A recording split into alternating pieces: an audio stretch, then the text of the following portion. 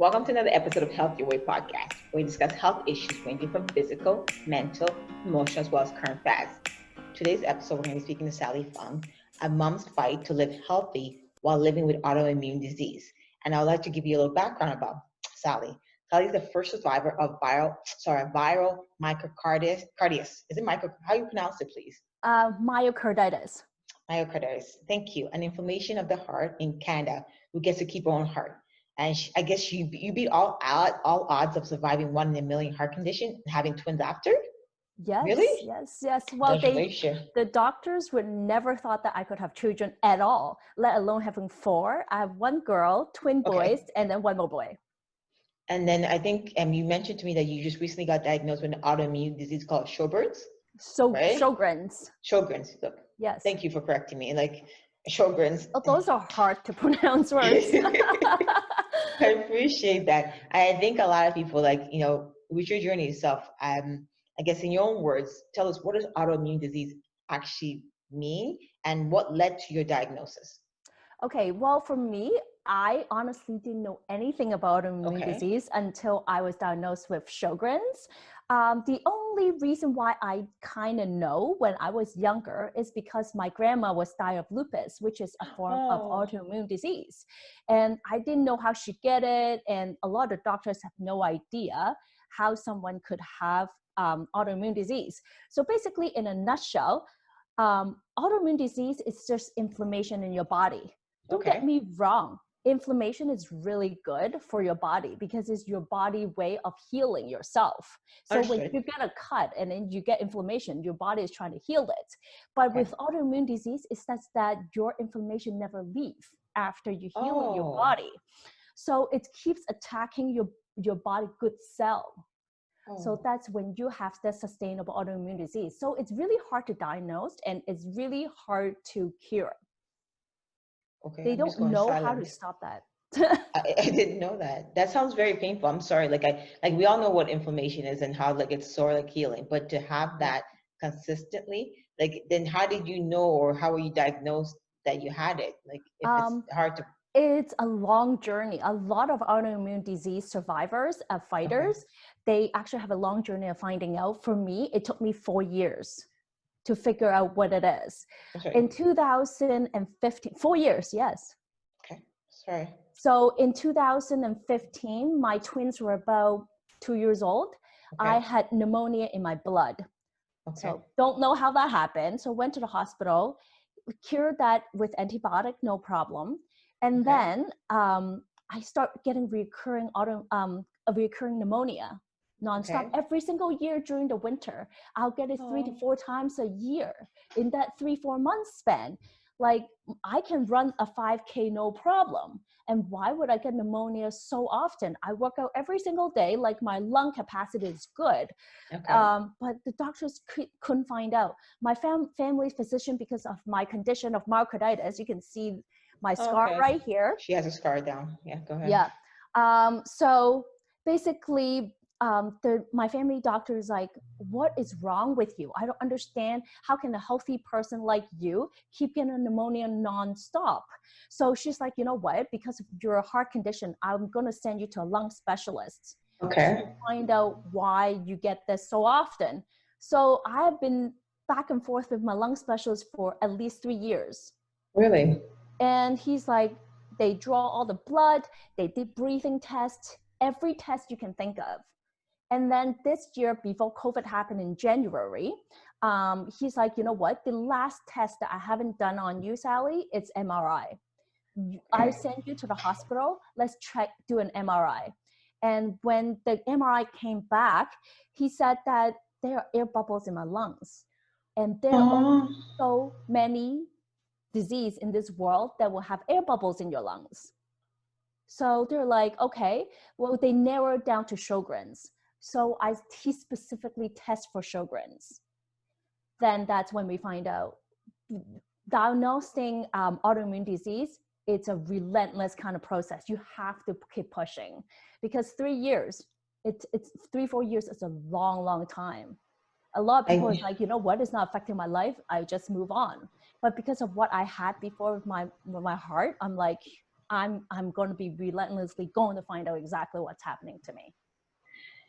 When you say that, it brings a lot of thought in my mind that, you know, a lot of people, when you go to a doctor, they don't believe you. Like you have to basically fight for your life, right? Yep. And then you mentioned like it's inflammation, right? And so a lot of people think, okay, this is normal. This is my life. This is how it is. But they don't realize, and based on what I'm hearing from you, is that you need to go push. You need to find out what the cause of it is. There's an actual cause, and you spent 4 years trying to find the cause and multiple times. But you have to be relentless because this is your life, right? Exactly. You know, like I know what normal feels like. Yeah. And even with my old disease, with myocarditis, with my heart, my husband, well then boyfriend, pushed the doctors because I wasn't actively bleeding when I went to the triage. If he didn't push that one time to tell the doctors and nurses to actually check on me again, I would have died that day. I'm sorry, but I'm sorry that you have to go through it, but I'm happy that you had somebody behind you that was, you know, championing for you, because that's, a lot of people don't have that, and that's, you know, it's good to have you here, and your kids are happy, and he's happy, and everything. Yes, absolutely. And I think a lot of people, like, it sounds like, because it's a huge change in your life, like, what are some of your daily struggles that you live with once you were diagnosed with autoimmune disease? Especially during COVID, I got to be really, really careful. And my problem is my lungs. So if I contract COVID, probably I won't survive. So now, like, I'm a mom of 4, so the decision comes to, should I take my kids to school in September or should I not? If my kids contracted it, they'll be fine. But it's when they bring it back to me, because that's how I got the pneumonia several times a year. It's because they're bringing bacteria from school back to me. So every time I get a cold, it became pneumonia. So that's why I have to really think about, weigh the pros and cons. Should I take them to school or should I not? It's like, I know what you're saying, and I'm sitting back, and I guess a lot of people, we hear about, you know, the whole mask issue that's going on here, and then you know, when you struggle with this, your daily life changes, because you have to wonder, okay, am I taking a risk out there? How's it going to affect my personal life? Should I let my kids out? And if they like, they'll be fine, but then you have to balance your long-term goals for short-term benefits. Exactly. And I think it's just, like, I'm thinking, I'm listening to you talk, and I'm wondering, like, because you had autoimmune disease, I know you said COVID-19, but prior to the COVID-19, did your lifestyle have to change in respects to once you were diagnosed? Like, did you have to change something right away, or did you have to stop doing something or start doing something? Well, I have been active for 5 or 6 years now. So the lifestyle change wasn't much, because even though I was diagnosed with Sjogrens, I have 0 sign. I have 0 symptoms. The only thing that they can see is through my lungs. If I never did an MRI, they would never know. And all the doctors, all my specialists, I have 6 specialists that follows me. Because it leads up to a lot of different things. My heart, because when you have autoimmune disease with Sjogrens, you will have joint pain. So rheumatologists are in one. And also, obviously, another lung specialist who specializes in autoimmune disease. So I have 6 specialists that talk to me on a monthly basis because of what I had. You say monthly? Monthly. Well, they do on the call now. I know what you mean, but like, it's just like a daily, that's a monthly thing. Like, I thought you just get diagnosed, get the pills, and they leave you alone. Well, because I don't want to take the pills when I have 0 symptoms. Good, okay. With the Sjogrens, people will have joint pain daily. They don't know when they wake up what part of their body is going to hurt. And one of the most dominant thing with Sjogrens is that you would lose saliva in your mouth and your eyes. So your eyes will be so dry that you cannot see or affect your vision. And you don't have symptoms like that, right? Nope. And also with your saliva, you'll be so dry, your mouth, you can't taste anything anymore. So I need to fix my face. I need to fix my face. It's a horrible disease, but all the specialists are so surprised that I have 0 of that symptoms, even though my blood test is so positive with it. And they're like, the number one question that they all ask me is like, what do you do, Sally? What do you eat? I was about to say the same thing. I was about to ask you that same question. Like, why? Like, I guess that's, you know what? Everybody's listening to us and watching us. What are you doing different? Well, I lead a very anti-inflammatory lifestyle. I eat a lot of veggies. Recently, I just turned to vegan. Yes. I'm transitioning into vegan. So a lot of my proteins, a lot of my main diet is food veggies, beans, and also tofu. Those are my favorite. And also moving your body is so important. People think that when they have pain, they should stop moving. But you know what? That is totally the opposite. When I had myocarditis, I went from not being able to talk, eat, or walk to walking and doing exercise. None of the doctors would have thought that I could run a 5K. They're like, your heart is damaged. You can't. So, but I'm the type of girl, I'm like, I'm going to prove you wrong. It's, you know what, you're a fighter, and that's what it is. And I think a lot of people that are watching are seeing that, and they respect that. I think, knowing if you knew what you knew now, when you got first diagnosed, what would you do differently? Honestly, when I was the funny thing is, myocarditis and my Sjogrens are related. Oh, okay. The doctors kind of putting the two things together, because when I first diagnosed with myocarditis, they're like, I don't understand how this girl got it. It's so rare. Like you said, it's 1 in a million to have it. Okay. And they were like, I don't understand. They even took a little piece of my heart when they were doing my heart surgery and tried to do a biopsy to see what caused it, right? Yeah. And all they can conclude was viral. And now they understand maybe I have autoimmune disease underlying problem. That's why my body is attacking my own heart. Oh. So they're putting the pieces together, which is so interesting. After it's 2005 that I had my heart surgery, so 15 years. I was just thinking and that, now we're still unfolding it. Like my cardiologists are actually very excited. They're like, it could be the autoimmune disease, because they want to find out why, right? It's good. And the reason why I want to bring it back to myocarditis is because when I had myocarditis, I was in my undergrad year. I was doing my university. I had the worst lifestyle ever. Worst. I don't sleep. You know how it is, university. Yes. We don't sleep, and I eat like crap. Yes. Because you can get away with it. I eat so much candy like you have never seen before. I'm a recovering addict. I know, like I like my Skittles. And my husband, then boyfriend, and he actually come pick me up from school. He'll have a supersized fries waiting for me. Oh, but not good. I know what you mean, but it's just a gesture, not the food. The gesture is what I was thinking of when I said, right? Exactly. Yeah. So it's not like he's contributing to a bad lifestyle, but we're both bad at that time. But those kind of lifestyle actually lead you to a lot of inflammation, and people don't know that you are exactly what you eat. 100%. And also stress.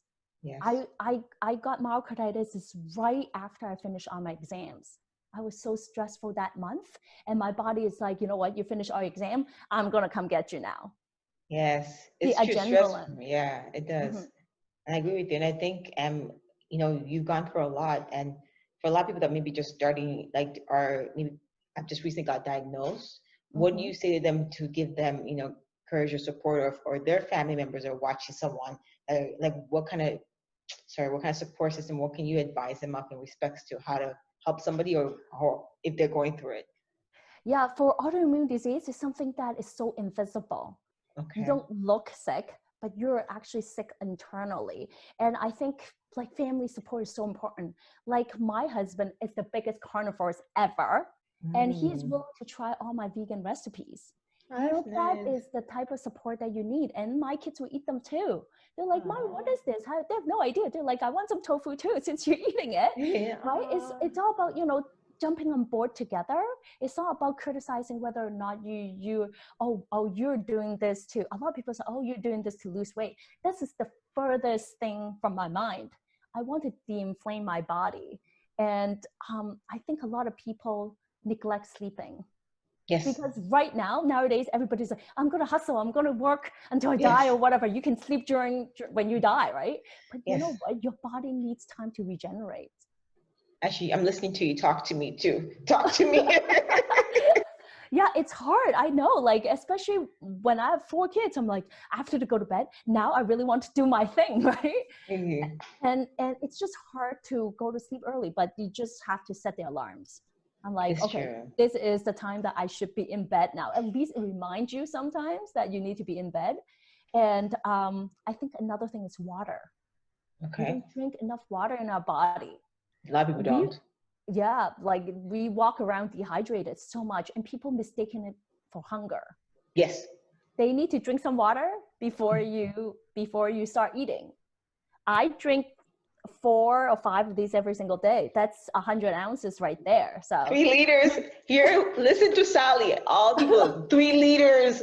Go ahead, Sally. Sorry. Go exactly, ahead. and you pee like crazy, but you're at home anyway. It doesn't matter. It's so But true. it's good for your body. It's so good, and people don't know about it. What else? Stress. Yes. We have to reduce our stress. Do something that you like. And people think, workout is so hard, and sometimes you don't want to move your body, but those are the de-stressors that you can put in your life to make you feel healthy and happy. Yes. And It's people true. always ask me, how can you be so happy with what you went through? Because I work out and be grateful. The gratitude. Yes. I was thinking that too. Gratitude gives you so much. And it's such a small thing. It's 5 minutes a day. I do it in the morning and at nighttime. And what I do is I like to track those little things. It's like, oh, my kids said, thank you, mommy, for your lunch. It's not about, I have a house over my head, or I have running water. It's not those. It's those little things that make you think throughout the day. It's like, oh, I should write this down. Oh, I like when you talk, I see you smile. I can see the glow coming, and then I'm just like smiling because I'm just like, okay, stop smiling. I But love being positive, because what other alternative do we have? I don't want. no, I no, don't finish want. your sentence, please. Sorry, I don't want to see my kids like that. I want them to be happy. I want them to be a positive person and have a positive impact in the world. That's a good thing because like a lot of people don't think that way. A lot of people that may have gone through what you've gone through or be like, okay, why me? And feel like they're a victim. But instead of feeling like a victim, you survived it, and you were blessed with that. And you're like, okay, somebody's blessing me with the opportunity to keep living. So you just try to be more positive and about the Absolutely. situation. And I see that. I think people that are watching you are seeing that, you can go through a lot of bad things. You could almost die, but if you're positive and you see the light and joy and you have family, or even if you don't have family, just your joy, your smile can attract more people in your life. And I like that a lot. And I Thank think, you. yeah, like if people are watching, our audience itself wanted to, follow your journey, what's the social media platform or even website that we could actually keep following and be motivated and inspired? I love my Instagram. I do stories every single day. Aww. So if you can find me at glittermommy_official on my on Instagram, and I also have a page on Facebook called Glitter Mommy. I help ladies or moms or anybody save money buying grocery, because I think what you eat, it's important, and Okay. and saving money, eating healthy doesn't mean that it has to be expensive. Yes. And you just have to pick and choose the right things. And maybe you can skim on other things to buy your organic products that's important. Yes. And you That's are what you healthier. eat. Yeah, Yeah. exactly. And And I I think love sharing those. I love that. I guess like for a lot of people I want to, so what's next for Sally? You tell us, because you're inspiring everybody that's listening to you talk right now. I am an online health and wellness coach. I just Okay. started a new program that I'm super excited about because I enjoy weightlifting. Okay. And also I enjoy cardio. And this program, it's the two that marries together, because in the past I've been doing one program and then go to run for 5 kilometers. I'm like, you know what? This morning it got my heart pumping, got my sweat going. Like, I'm so grateful for my mobility. Is not even like, people don't understand that every single day that I get to open my eyes to breathe, to be able to take care of my children and have that movement, because I've lost it before. I know I how respect that. important it is to be able to do small little things like that. You know what? When you say that, I'm sitting back though. I don't think I take or appreciate that as well. Like I'm able to wake up and do a lot of things that people can't even do. And I think a lot of people are watching you and realizing, okay, you know what? Some of us are selfish, ungrateful people. And it's not like when you talk, it's not like we're intentionally trying to be selfish or ungrateful, but I think we haven't gone through the situation you have or other people and don't realize like life is precious. And hearing from you, I think it just brings us back to humbles us. Just humbles us. You've humbled me. Sally, you've humbled me. Well, sometimes I forget to, and that's why those gratitude journals important. Oh, you have one. I've heard like a lot about that, and just like, does it really work for you? It works for me. Like it helps me think back. So first thing in the morning, I'll write 3 or 5 things down that I'm grateful for. And then at the end of the night, that's when I reflect. I'm like, okay, this is what happened. This three things that happened in my life today. So when you look back, sometimes when you have a bad day, like I have my bad days too. I just flip back, you know what, Sally, your life is not that bad. I like that. And honestly, even when I found you and I was like, you had a story and I want to share your story because I think I know a lot of people are going through things and they want to have that person that they can inspire and say, okay, we can get through this. So I want to say thank you for being part of this. I sincerely appreciated it from the bottom right here. You are an inspiration. And honestly, a lot of stuff you said to me, I'm just like, I think I would just stay on the floor and go, okay, I'm done. Take me now, I'm done. But you know what? I like just a smile in the face, like when you were telling about how small little things, that's a good thing. So I know God gave me a second chance in life for a reason. I'm a religious person. I believe in him. My heart stopped for 12 days. Sorry, what do you mean stopped for 12 days? With myocarditis, my heart was stopped for 12 days. There's a machine that helped me pump my heart. So to de-inflame it, to wait for it to de-inflame. Wow. So I know I'm here with a purpose. That's why I decided I'm going to become a health and wellness coach to help other people live a healthy life. And your purpose, your story needs to be told, because I think a lot of people need to hear that, you know, you can go through a lot, but you can come back fighting like Sally. Look at Sally, look at Sally, look at her, looking all muscle and everything right there. No, honestly, I appreciate you taking the time to be on this podcast. We wish you all the best and good luck with anything. And I think you're a wonderful woman, and I think anything comes your way, be blessed and you're going to succeed. Thank you so much. Okay. Thank you for joining us today on our weekly episode of Health Your Way podcast. Don't forget to subscribe, share with others, and please feel free to comment below and ask any questions on topics we discussed, as well as future topics you'd like to hear about. Have a happy and healthy week, and be sure to tune in next week for the next episode on our Health Your Way podcast.